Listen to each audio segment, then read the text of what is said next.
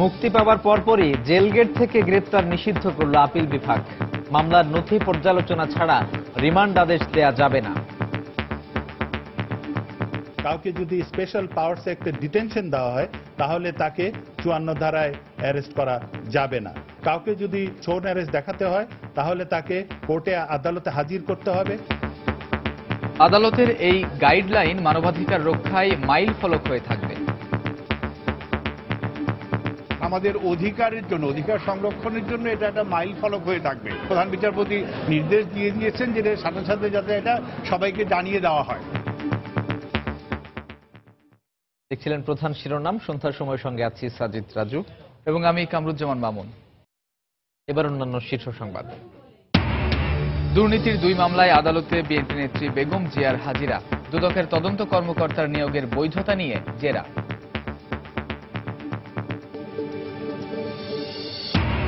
স্থানীয় ইউপি সদস্যের উপস্থিতিতে গোবিন্দগঞ্জের সাঁওতালপল্লীতে লুটপাটের ঘটনা ঘটে বলে অভিযোগ। পুলিশের দাবি, আলোচনা ব্যর্থ হওয়ার পরই এই উচ্ছেদ অভিযান। রাজধানীর সায়েন্স ল্যাব এলাকা থেকে অপহরণের 1 মাসেও হদিস মেলেনি এক চিকিৎসকের। আইন শৃঙ্খলা রক্ষা বাহিনী তুলে নিয়ে গেছে বলে অভিযোগ পরিবারের। ময়লা আবর্জনায় বিলীন হতে চলেছে রাজধানীর অবশিষ্ট খালগুলো। দূষণমুক্ত করতে কোনো সংস্থাই উদ্যোগ নিচ্ছে না। বর্জ্য ব্যবস্থাপনা আইন না থাকাকে দুষছেন নগর বিশেষজ্ঞরা।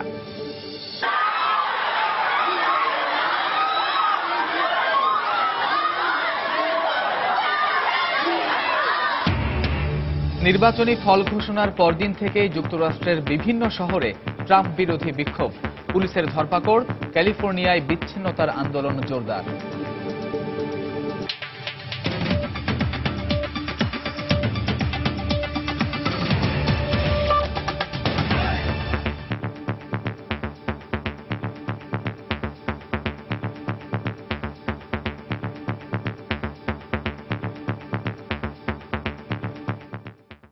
উপযুক্ত কারণ এবং মামলার নথি পর্যালোচনা ছাড়া আটককৃত ব্যক্তিকে রিমান্ড আদেশ না দিতে অধস্তন আদালতের বিচারকদের নির্দেশ দিয়েছেন আপিল বিভাগ। একই সঙ্গে মুক্তি পাবার পরপরই জেলগেট থেকে গ্রেপ্তার নিষিদ্ধ করা হয়েছে। শোন অ্যারেস্ট দেখাতে হলে অবশ্যই আসামিকে আদালতে হাজির করে অনুমতি নিতে হবে বলেও পর্যবেক্ষণ দিয়েছেন সর্বোচ্চ আদালত। এসব নীতিমালা মেনে চলতে আইন শৃঙ্খলা রক্ষাকারী বাহিনী এবং বিচারকদের আদেশ দিয়েছেন আপিল বিভাগ। মানবাধিকার সংগঠন আইন ও সালিশ কেন্দ্রের সবশেষ পরিসংখ্যান অনুযায়ী এবছরের সেপ্টেম্বর পর্যন্ত নিরাপত্তা হেফাজতে মারা গেছে 57 জন, আর 129 জন নিহত হয়েছে আইন শৃঙ্খলা বাহিনীর হাতে। উচ্চ আদালতের নির্দেশনা না মানায় এ ধরনের ঘটনা ঘটছে বলে অভিযোগ মানবাধিকার সংগঠনগুলোর। এমন প্রেক্ষাপটে আসামি গ্রেফতার এবং জিজ্ঞাসাবাদে সুস্পষ্ট কিছু নীতিমালা এলো সর্বোচ্চ আদালত থেকে। 54 ধারায় গ্রেফতার এবং রিমান্ডের বিষয়ে আপিল বিভাগের পূর্ণাঙ্গ রায়ে দেয়া নীতিমালায় বলা হয়, আটককৃত ব্যক্তির মানবাধিকার নিশ্চিত করতে পুলিশি হেফাজতে নির্যাতন এবং মৃত্যু হলে দায়ীদের বিরুদ্ধে সরাসরি আইনগত ব্যবস্থা নিতে বিচারককে নির্দেশ দেন আপিল বিভাগ। অন্য মামলায় শোন অ্যারেস্ট দেখাতে হলে আসামিকে অবশ্যই আদালতে হাজির করে বিচারকের অনুমতি নিতে বলা হয়েছে। 54 ধারায় কাউকে যদি অ্যারেস্ট করা হয় সেটা রয়েছে, কিন্তু একটা ব্যতিক্রম সৃষ্টি করা হয়েছে। সেটা হচ্ছে যে কাউকে যদি স্পেশাল পাওয়ারস অ্যাক্টে ডিটেনশন দেওয়া হয় তাহলে তাকে 54 ধারায় অ্যারেস্ট করা যাবে না। আসামি যদি কাস্টডিতে থাকে তাকে যদি শোন অ্যারেস্ট দেখাতে হয় তাহলে তাকে কোর্টে আদালতে হাজির করতে হবে এবং ডায়েরি এনে তাকে শোন অ্যারেস্ট সেখানে দেখাতে হবে।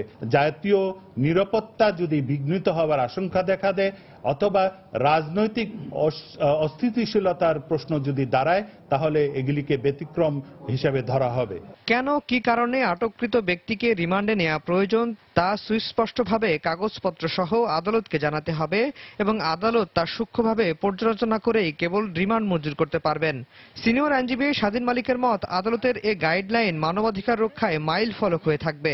পুলিশ রিমান্ড চাইলে পুলিশের যে কেস ডায়েরি, মানে ওর কেন রিমান্ড চাইছে, কি ধরনের তার বিরুদ্ধে অভিযোগ, কি ধরনের প্রমাণ আছে, কি পুলিশ জানতে চায়, এগুলি বিস্তারিত মানে পুলিশকে কোর্টের সামনে উপস্থাপন করতে হবে এবং এই বিস্তারিত দেখে কোর্টে সিদ্ধান্ত নেবে। আমাদের অধিকারের জন্য, অধিকার সংরক্ষণের জন্য এটা একটা মাইল ফলক হয়ে থাকবে। এই নীতিমালা সকল অধস্তন আদালতের বিচারক, আইন শৃঙ্খলা বাহিনীর ঊর্ধ্বতন কর্মকর্তাদের কাছে দ্রুত পাঠাতে বলা হয়েছে এবং সকল থানা এবং আদালতকে এই নীতিমালা মেনে চলতে বলেছেন আপিল বিভাগ। আফজাল হোসেন, সময় সংবাদ, ঢাকা। জিয়া অরফানেজ ট্রাস্ট ও জিয়া চ্যারিটেবল ট্রাস্ট দুর্নীতি মামলায় আদালতে হাজিরা দিয়েছেন বিএনপি চেয়ারপারসন বেগম খালেদা জিয়া। এই দুই মামলার তদন্তকারী কর্মকর্তার বৈধতা চ্যালেঞ্জ করে জেরা করেছেন বেগম জিয়ার আইনজীবীরা। চ্যারিটেবল ট্রাস্ট মামলায় আগামী 24 নভেম্বর আত্মপক্ষ সমর্থন সাপেক্ষে বেগম জিয়ার জবানবন্দি গ্রহণ করার পরবর্তী দিন ঠিক করা হয়। কড়া নিরাপত্তায় বৃহস্পতিবার সকালে রাজধানীর বকশীবাজারে স্থাপিত অস্থায়ী বিশেষ জজ আদালতে আসেন বিএনপি চেয়ারপারসন বেগম খালেদা জিয়া। এজলাসে প্রবেশের পর বেলা 11টার দিকে শুরু হয় জিয়া চ্যারিটেবল ট্রাস্ট মামলার এদিনের কার্যক্রম। উচ্চ আদালতের নির্দেশনা থাকায় মামলার তদন্ত কর্মকর্তা হারুনুর রশিদকে পুনরায় জেরা শুরু করেন বেগম জিয়ার আইনজীবীরা। এ সময় দুদকের কর্মকর্তা হিসেবে তার নিয়োগের বৈধতা চ্যালেঞ্জ করে প্রশ্ন করা হয়। পরে অরফানেজ ট্রাস্ট দুর্নীতি মামলায়ও তদন্ত কর্মকর্তাকে জেরা করা হয়। এ মামলার পরবর্তী জেরার দিন 17 নভেম্বর এবং চ্যারিটেবল ট্রাস্ট মামলায় বেগম জিয়ার জবানবন্দি গ্রহণের তারিখ নির্ধারণ করা হয় 24 নভেম্বর। মামলার এদিনের কার্যক্রম শেষে বেগম জিয়ার আইনজীবীরা বলেন, নিয়োগের বৈধতা না থাকলেও রাজনৈতিক উদ্দেশ্যে হারুনুর রশিদকে বাদী ও তদন্ত কর্মকর্তা হিসেবে ব্যবহার করছে দুদক। উনি বাদী হওয়ার, তদন্ত করার বা দুদকের চাকরি করার উনি অনুপযুক্ত, অযোগ্য। যেহেতু 2004 সালে বিএনপি ক্ষমতার সময় দুদকে তাকে অ্যাবজর্ব করা হয়নি, সেই জন্য সে আক্রোশ, ক্ষোভ আপনার ছিল। এই কারণে বেগম খালেদার বিরুদ্ধে মিথ্যা মামলা বাদী হয়েছেন মামলার। তদন্ত কর্মকর্তার দুদকে নিয়োগের সাথে এই মামলার তদন্তের কোনো সম্পর্ক নেই বলে মন্তব্য করে বাদীপক্ষের আইনজীবীরা বলেন, এসব প্রসঙ্গ তুলে কালক্ষেপণ করতে চায় বিবাদী পক্ষ। এই মামলার সাথে এই ঘটনার কি কার্যক্রম আমি বুঝি না, সুতরাং এটা ঘোলা পানিতে মাছ শিকারের শামিল। এই মামলার কার্যক্রমের সাথে এই চাকরিগত বিষয়ের কার্যক্রম বৈধ বা সঙ্গতিপূর্ণ নয়। বেগম জিয়ার হাজিরাকে কেন্দ্র করে বকশীবাজার এলাকায় জোরদার করা হয় নিরাপত্তা ব্যবস্থা। সকাল থেকেই সেখানে ভিড় করেন বিএনপির নেতাকর্মী ও সমর্থকরা। এ সময় সেখান থেকে 3 জনকে আটক করে পুলিশ। সালাউদ্দিন সুমন, সময় সংবাদ, ঢাকা। এবার মার্কিন যুক্তরাষ্ট্রের নির্বাচন পরবর্তী পরিস্থিতির খবর।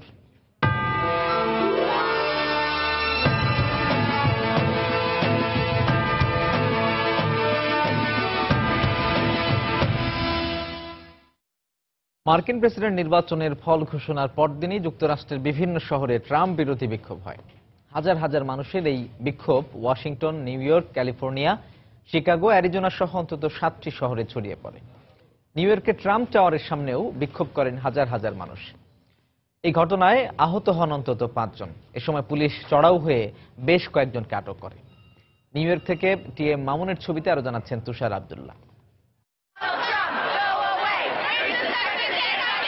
মঙ্গলবার রাতে ডোনাল্ড ট্রাম্প প্রেসিডেন্ট নির্বাচিত হওয়ার পর বুধবার সন্ধ্যার পর থেকে কিন্তু ট্রাম্প টাওয়ারের সামনে অভিবাসীদের সংগঠন, মানবাধিকার সংগঠনগুলো এসে বিক্ষোভ করতে শুরু করেছে। নির্বাচনী প্রচারণায় অংশ নেওয়ার সময় ডোনাল্ড ট্রাম্প সংখ্যালঘুদের বিরুদ্ধে, মহিলাদের বিরুদ্ধে, অভিবাসীদের বিরুদ্ধে যে শব্দ, যে বাক্য, যে অশোভন উক্তিগুলি করেছিলেন, এখন এই বিক্ষোভ সমাবেশ থেকে তার বিরুদ্ধেই সেই শব্দগুলো ছুড়ে দেওয়া হচ্ছে। এই সমাবেশে অংশ নেওয়া মানুষেরা বলছেন যে এই মানবাধিকার সংগঠন, অভিবাসী সংগঠনগুলোর নেটওয়ার্ক যদি সংগঠনগুলো রয়েছে মার্কিন যুক্তরাষ্ট্রের অন্যান্য অঙ্গরাজ্যগুলোতে, সেই নেটওয়ার্ক সংগঠনগুলোর মাধ্যমে ডোনাল্ড ট্রাম্পের বিরুদ্ধে যুক্তরাষ্ট্রের প্রায় প্রতিটি অঙ্গরাজ্যেই বিক্ষোভ শুরু হতে যাচ্ছে। কোথাও কোথাও শুরু হয়েছে। বিক্ষোভে অংশ নেওয়া মানুষেরা বলছেন যে এই বিক্ষোভ চলতেই থাকবে, তারা কোনোভাবেই ডোনাল্ড ট্রাম্পকে প্রেসিডেন্ট হিসাবে মেনে নেবেন না। We're not united around what happened with the election results, and everyone is upset. We're shocked, stunned. We hate him. It's tragic. It's tragic. Clinton should have won. I think Donald Trump's ability to mobilize perhaps Latin racist thoughts is incredibly terrifying.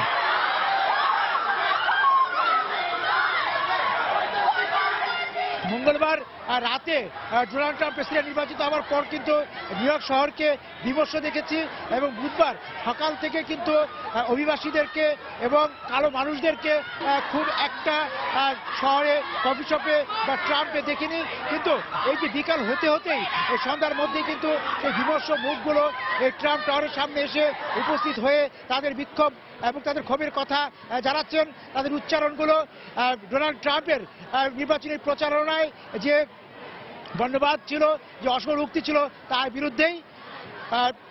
New ইয়র্কের Manhattan থেকে তুষার আব্দুল্লাহ, সময় television.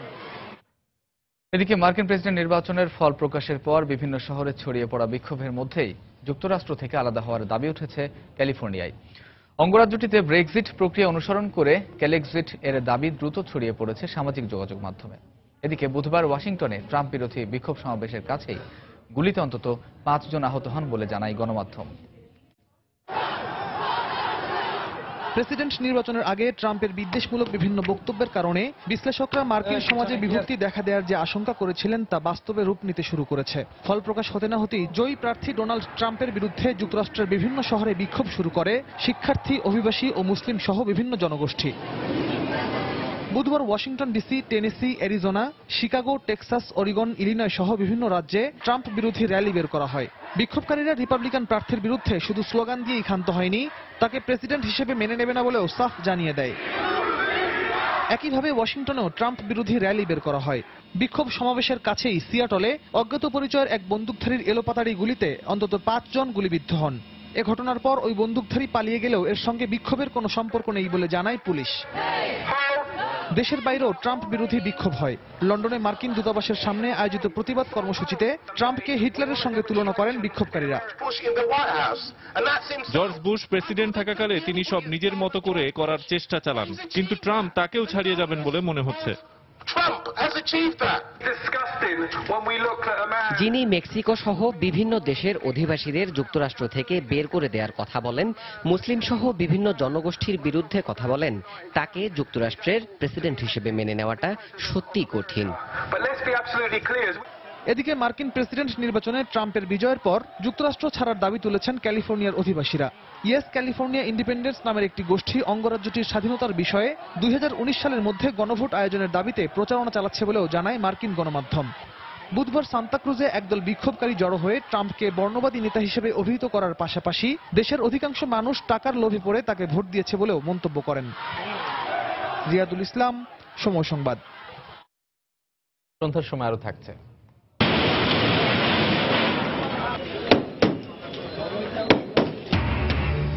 রাজধানীর বনশ্রী আবাসিক এলাকায় বাণিজ্যিক প্রতিষ্ঠান উচ্ছেদ অভিযান, দোকান মালিকদের প্রতিরোধ।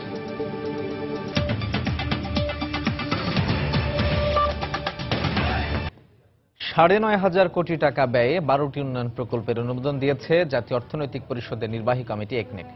এদিকে ফসলি জমিতে বিদ্যুৎ কেন্দ্র নির্মাণ না করতে সভায় নির্দেশনা দেন প্রধানমন্ত্রী। সকালে আগারগাঁওয়ে এনইসি সম্মেলন কক্ষে প্রধানমন্ত্রীর সভাপতিত্বে প্রকল্পগুলোর অনুমোদন দেওয়া হয়। এর মধ্যে সবচেয়ে বড় প্রকল্প ৩,২০০ কোটি টাকা ব্যয়ে বাংলাদেশ আঞ্চলিক অভ্যন্তরীণ নৌ পরিবহন প্রকল্প, ২,৯৮২ কোটি টাকা ব্যয়ে গ্রিড ভিত্তিক বিদ্যুৎ সরবরাহে দক্ষতা উন্নয়ন প্রকল্প। অন্যান্য প্রকল্পগুলোর মধ্যে রয়েছে ঝিনাইদহ, চুয়াডাঙ্গা, মেহেরপুর, মুজিবনগর সড়ক উন্নীতকরণ প্রকল্প, তিতাস গ্যাস ফিল্ডের লোকেশনে কম্প্রেসার স্থাপন প্রকল্প, পটুয়াখালীতে ১,৩২০ মেগাওয়াট কয়লা ভিত্তিক বিদ্যুৎ কেন্দ্র নির্মাণের ভূমি অধিগ্রহণ, কৃষি উন্নয়ন ও পুনর্বাসন প্রকল্প। সভা শেষে ব্রিফ করেন পরিকল্পনা মন্ত্রী আহম মুস্তফা কামাল।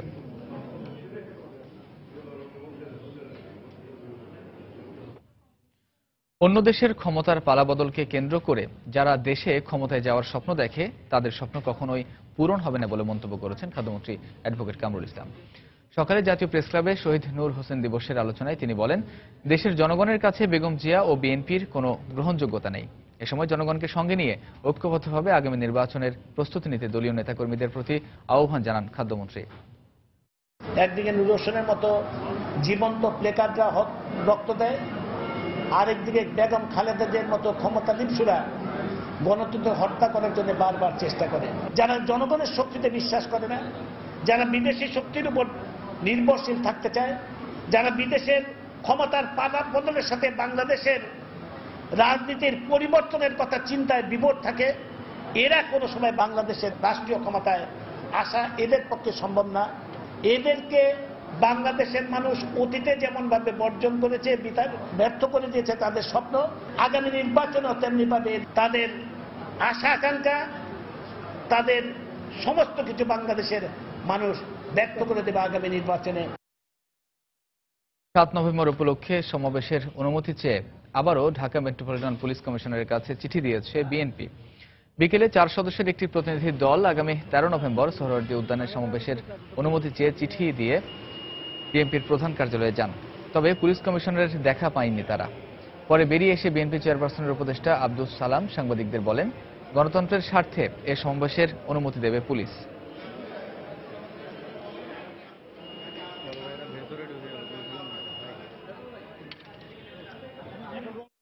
আগামী 13 তারিখ সোহরাওয়ার্দী উদ্যানে সেই সমাবেশটা করার জন্য আমরা অনুমতি চাই। এখন পর্যন্ত সেই ব্যাপারে আমরা কোনো কিছু জানতে পারি নাই। তো সেই কারণে আজকে আমরা দেখা করার চেষ্টা করেছি যে পুলিশ কমিশনারের সাথে আমরা দেখা করব, কিন্তু প্রথম বলা হলো যে উনি নাই। তারা জানাইলে যদি আগামীকাল শুক্রবার থাকলেও আমরা আসবো। আমরা আশা করব যে প্রশাসন নিরপেক্ষভাবে আজকে আমাদের সেই বক্তব্য জনগণের সামনে তুলে দেওয়ার সেই সুযোগ করে দেবেন। গাইবান্ধার গোবিন্দগঞ্জের সাঁওতালপল্লীতে লুটপাটের ঘটনায় স্থানীয় এক ইউপি সদস্য জড়িত বলে অভিযোগ উঠেছে। বাসিন্দাদের দাবি, প্রশাসনের সামনেই আগুন দেয়া হলেও কোনো প্রতিকার পায়নি তারা। এদিকে সাঁওতালরা আখ চাষ না হলে জমি ফেরত দেওয়ার শর্তের কথা জানালেও রংপুর সুগার মিল কর্তৃপক্ষ বলছে তাদের দাবি অযৌক্তিক। পুলিশ বলছে একাধিকবার আলোচনায় ব্যর্থ হওয়ার পরই প্রশাসন উচ্ছেদ অভিযান চালায়। অবশ্য ক্ষতিগ্রস্তদের পুনর্বাসনের আশ্বাস দিয়েছেন স্থানীয় সংসদ সদস্য। ওবায়দুল ইসলামের ছবিতে হেদায়েতুল ইসলাম বাবুর রিপোর্ট। সাঁওতালপল্লী হিসেবে পরিচিত গাইবান্ধার গোবিন্দগঞ্জ উপজেলার সাপমারা ইউনিয়নের জয়পুর গ্রামটি 50 বছরের পুরনো এই গ্রামে বেশ ভালোই ছিলেন তারা। গত সোমবার সকালে হঠাৎ করে স্থানীয় এক ইউপি সদস্যের উপস্থিতিতে একদল লোক এই গ্রামে লুটপাট চালায় বলে অভিযোগ সাঁওতালদের।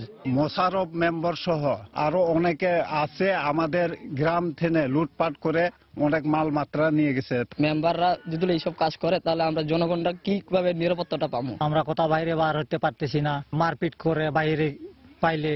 স্থানীয় ইউপি চেয়ারম্যান ঘটনার সত্যতা স্বীকার করলেও অভিযুক্ত ইউপি সদস্য তা অস্বীকার করেন। মোশাররফ মেম্বার উনি ওই এলাকাতে যান এবং ওনাকে দেখে জনগণ উদ্বুদ্ধ হয় এবং উদ্বুদ্ধ হওয়ার পর ওনার এলাকার কিছু লোকজন ওখান থেকে কিছু গরু বাছুর ওখান থেকে নিয়ে আসে। না ওখানে আমি দেখতে গেছি, যাওয়ার পর যা দেখলাম ওখানে তো আগা দিনটা পোড়াপাড়ি হয়ে গেছে। ওখানে আমি যতক্ষণ ছিলাম ততক্ষণ পর্যন্ত ওখানে কোনো লুটপাট হয় নাই।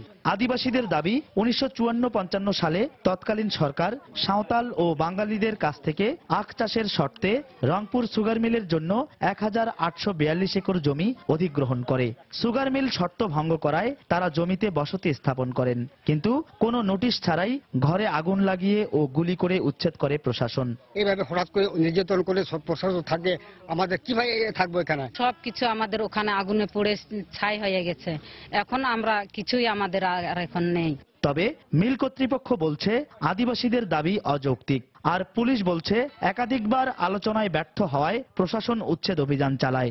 স্থানীয় রাজনৈতিক নেতৃবৃন্দের মাধ্যমে আদিবাসী নেতা এবং যারা ওখানে মুসলিম আছে তাদের নেতৃবৃন্দের সহ বিভিন্ন সময় আলাপ আলোচনা হয়েছে, কিন্তু তারা আইনগত কথা মানতে কোনো সময় বাধ্য হয়নি। জমি সরকারকে মূল্য নিয়ে দলিল করে দেয়া হয়েছে, এই জমি দাবি করার আর কোন সুযোগ নাই। অবশ্য ক্ষতিগ্রস্তদের সহযোগিতার আশ্বাস দিয়েছেন স্থানীয় সংসদ সদস্য। এখানে লুটপাটের অভিযোগ যেটা এসেছে, এই ধরনের ঘটনা কেউ যদি করে থাকে তার বিরুদ্ধে আইনগত ব্যবস্থা অবশ্যই গ্রহণ করা হবে এবং যারা ক্ষতিগ্রস্ত আদিবাসী আমার পক্ষ থেকে তাদেরকে আমি সহায়তা করব। গত রোববার আখ কাটাকে কেন্দ্র করে সংঘর্ষে পুলিশ সহ অন্তত 20 জন আহত হয়। এদের মধ্যে রোববার রাতে দিনাজপুর মেডিকেলে এক আদিবাসী মারা যায় এবং সোমবার রাতে সাহেবগঞ্জ ইক্ষু খামার সংলগ্ন ধান ক্ষেত থেকে এক আদিবাসীর মরদেহ উদ্ধার করে পুলিশ। হেদায়েতুল ইসলাম বাবু, সময় সংবাদ, গাইবান্ধা। সন্ধ্যার সময় আরো থাকছে। বাংলাদেশ প্রিমিয়ার লিগে ম্যাচ পাতানোর অভিযোগ আমলে না নেয়ায় পৃষ্ঠপোষকতা বাতিলের হুমকি, বাফুফের অব্যবস্থাপনায় লগ্নিকৃত টাকা ফেরত পাওয়া নিয়েও শঙ্কা।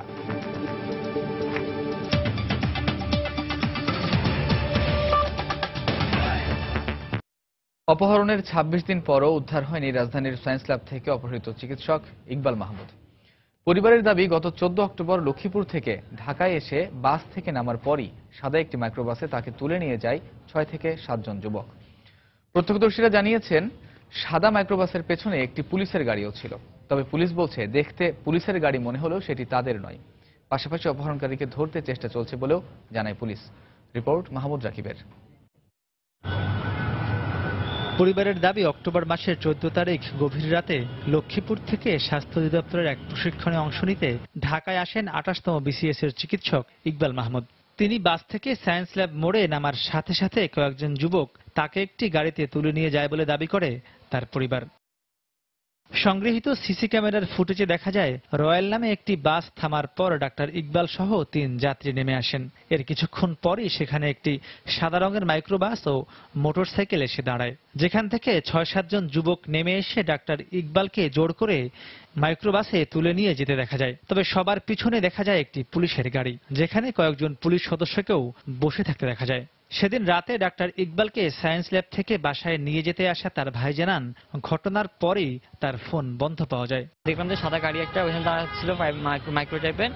এরপরে যখন আমি একটু সিটি কলেজের দিকে দিয়ে আসতেছিলাম, তখন দেখলাম যে মাইক্রোটা চলে গেল এবং তার পিছনে দিয়ে একটা পুলিশ ভ্যান গেল। দেখলাম যে আমার ভাইয়া নাই, তখন মোবাইলে ফোন দিলাম, দেখলাম যে নাম্বার বন্ধ। আমি এখানে যারা রিক্সাওয়ালা ছিল বা চা বিক্রেতা ছিল ওদেরকে জিজ্ঞেস করলাম, বললো বাস থেকে নামছিল একজনকে, ওনারা দেখলাম যে গাড়িতে উঠে নিয়ে চলে গেছে। এ বিষয়ে ধানমন্ডি থানায় মামলা করা হয়েছে। ডাক্তার ইকবালের বাবার দাবি, এর সাথে আইন শৃঙ্খলা বাহিনী জড়িত। ভিডিও ফুটেজ অনুযায়ী আমার ধারণা যে এটা আইন শৃঙ্খলা বাহিনীর কাছে আছে। তার দোষটি যদি পায়ে থাকে তাহলে আদালতের মাধ্যমে বিচার হবে। একজন মুক্তিযোদ্ধার সন্তান, প্লাস সে একজন রাষ্ট্রীয় সরকারের কর্মকর্তা। সব জায়গায় ধর্ণা দিয়েছি, ডিজিএফআই, তারপরে থানা, র্যাব। ব্যক্তিগত কোনো শত্রু নাই। মাননীয় প্রধানমন্ত্রী, স্বরাষ্ট্রমন্ত্রী এবং আইন শৃঙ্খলা বাহিনীর কাছে আবেদন, আমি আমার ছেলেকে ফেরত চাই। তবে ধানমন্ডি থানা বলছে, পুলিশের গাড়ির মতো যানবাহন ব্যবহার করে অন্য কেউ এ কাজ করেছে। পুলিশের পিক আপ দৃশ্য এখন অনেক প্রতিষ্ঠানের পিক আপ হয়ে গেছে। কোনটা কিভাবে ছিল আমরা পরে তো গিয়ে তো টেস্ট করতে পারি নাই। আর বলছেন যে পুলিশ সাদৃশ্য, পুলিশের মতো দেখা যায়, পুলিশের পোশাকের মতো সিকিউরিটি গার্ডও আছে, ওরকম অনেক দাঁড়ানো ছিল, কিন্তু তাদেরও জিজ্ঞাসাবাদ করছে, ওখানে কোনো পুলিশ ছিল না। চট্টগ্রামে আনোয়ারায়, তারপর মিরেশ্বরায়, জোরালগঞ্জ, লক্ষ্মীপুর, বিভিন্ন জায়গায় আমরা অভিযান পরিচালনা করেছি, কিন্তু এখন পর্যন্ত ওনাকে উদ্ধার করা সম্ভব হয়নি। মাহমুদ রাকিব, সময় সংবাদ, ঢাকা। ময়লা আবর্জনায় বিলীন হতে চলেছে রাজধানীর অবশিষ্ট খালগুলো। পয়ঃবর্জ্য ও বাসাবাড়ির বর্জ্য খালগুলোতে পড়ে প্রবাহ যেমন ব্যাহত হচ্ছে, তেমনি এসব ময়লা নদীতে পড়ছে। এতে দিন দিন মেগাসিটি ঢাকার পরিবেশ বিপন্ন হচ্ছে। অভিযোগ, ওয়াসা ও সিটি কর্পোরেশন কোনো সংস্থায় খালগুলোকে দূষণমুক্ত করতে কোনো ব্যবস্থা নিচ্ছে না। তবে বর্জ্য ব্যবস্থাপনার বিষয়ে আইন না থাকাকে দোষছেন নগর বিশেষজ্ঞরা। বিস্তারিত এমআর আমিনের রিপোর্টে। রাজধানী ঢাকায় 60-এর দশকে 50টির বেশি খাল থাকলেও এখন ঢাকা ওয়াসার পরিসংখ্যান অনুযায়ী কাগজে কলমে 26টি খাল রয়েছে। তবে বাস্তবে এর সংখ্যা আরও কম। এসব খালের দুই পাড়ে বসবাসকারীদের বর্জ্য ও বাসাবাড়ির প্রতিদিনকার বর্জ্যে ভরে গেছে খালগুলো। পানির প্রবাহ বন্ধ হয়ে যাওয়ায় দুর্গন্ধ ও মশার উপদ্রবে বিপর্যস্ত এলাকাবাসীর জীবন। দুই দিক থেকে একদম গাছ ময়লা ফালায় ফালায় খালটা শুরু করে ফেলতেছে। এখানে সন্ধ্যা হলেই দেখা যায় মশার উপদ্রব বেড়ে যায়। প্রতি বছর বর্ষার আগে সুয়ারেজ ব্যবস্থা সচল রাখতে ঢাকা ওয়াসা ড্রেজিং করলেও পরিষ্কার ও দূষণমুক্ত রাখতে দায়িত্ব কে পালন করবে তা নিয়ে দ্বিধাদ্বন্দ্বে সেবা সংস্থাগুলো। পয়ঃবর্জ্য, আরেকটা হলো সলিড ওয়েস্ট। খালের পাড়ে মানুষ যখন বসবাস করে তার লাইভলিহুডে যা আছে বর্জ্য সব ওখানে যায়। বিশ্বের কোথাও নাই যে যারা পানি উৎপন্ন করে তারা ড্রেন দেখে। Storm water drainage is a part of the city responsibility. এখন আমাদের তো ন্যাচারালি অনেক কিছুই ওয়েল ডিফাইন্ড না। পরিষ্কার পরিচ্ছন্ন রাখার যে বিষয়টা, যেটা ওয়াসা করে না, কারণ একটা সংস্থার সঙ্গে আরেকটা সংস্থা তো দুইটা সংস্থা এক জায়গায় তো কাজ করতে পারবে না। এটি কিন্তু কোনো সংস্থার সঙ্গে ঠেলাঠেলিরও বিষয় নয় বা কারোর সঙ্গে কারোর উপর দোষ চাপানোর বিষয় নয়। রাজধানী খালগুলোর যখন এরকম বেহাল দশা, তখন পরিষ্কার পরিচ্ছন্নতার বিষয়ে তদারককারী সংস্থা ঢাকা ওয়াসা দায় চাপাচ্ছে ঢাকা সিটি কর্পোরেশনের উপর।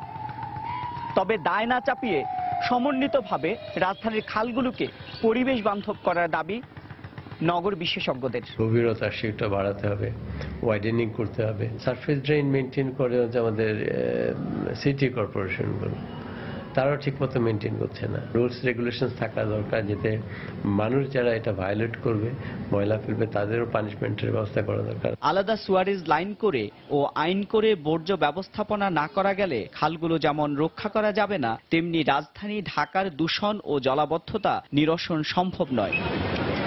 ইমার আমিন, সময় সংবাদ, ঢাকা। রাজধানীর বনশ্রী আবাসিক এলাকার বাণিজ্যিক প্রতিষ্ঠান উচ্ছেদ শুরু করেছে রাজধানী উন্নয়ন কর্তৃপক্ষ রাজুক। বনশ্রীর এফ ও জি ব্লকে থাকা বিভিন্ন ধরনের বাণিজ্যিক প্রতিষ্ঠানে উচ্ছেদ অভিযান চালায়। এই সময় মালিকরা জানান, আবাসিক এলাকার প্রয়োজনের কথা মাথায় রেখে এইসব প্রতিষ্ঠান গড়ে উঠেছে। উচ্ছেদের ফলে বনশ্রীবাসী ভোগান্তিতে পড়বে বলেও দাবি তাদের। পাশাপাশি পথে বসবে এসব প্রতিষ্ঠানের উপর নির্ভরশীল পরিবারগুলো। এদিকে রাজুক বলছে, দোকান সরিয়ে নিতে আগেই চিঠি দেওয়া হয়েছিল। মোট 172টি প্রতিষ্ঠান উচ্ছেদ করা হবে বলেও জানায় রাজুক।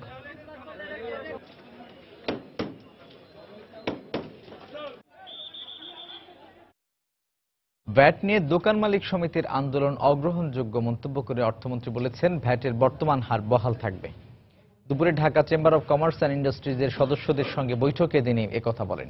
এ সময় তিনি জানান, ভ্যাট দেওয়ার সংখ্যা আরো বাড়লে এর হার 15% থেকে কমানো হতে পারে। That is not acceptable, at all not acceptable. This message is for you. VAT থাকবে because it is the best tax that one can have in any country. আপনারা হিসাব রাখেন না ঠিক মতো, এর জন্য যত গোলমাল হয়। I am importing 50,000 SCRs and I shall sell them to you at the price, at their cost price. 50,000 যদি আমার ট্যাক্স পেয়ার হয়, I'll promise that the VAT rates will come down.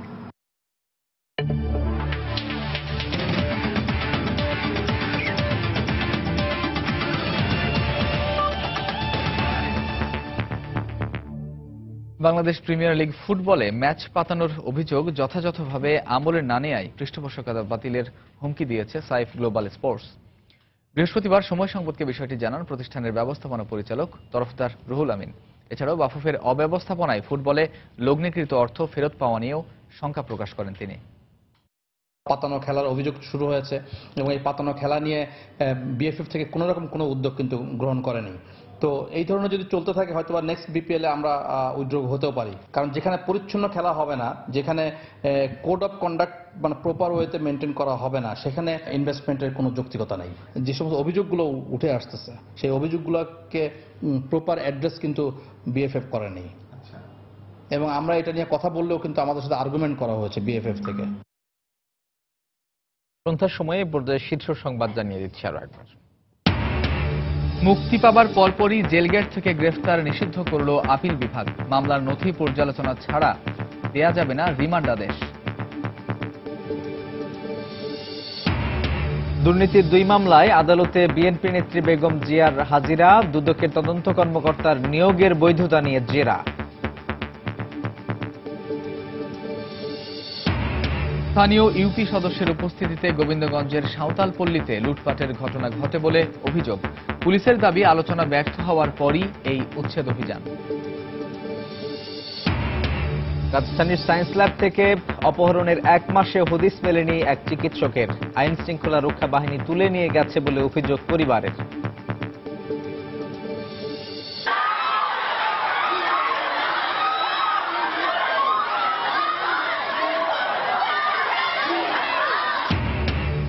নির্বাচনী ফল ঘোষণার পরদিন থেকে যুক্তরাষ্ট্রের বিভিন্ন শহরে ট্রাম্প বিরোধী বিক্ষোভ, পুলিশের ধরপাকড়। ক্যালিফোর্নিয়ায় বিচ্ছিন্নতার আন্দোলন জোরদার। এই ছিল সন্ধ্যার সময়। যে কোনো খবর পেতে ভিজিট করুন সময় নিউজ.tv আর সঙ্গে থাকুন সময়।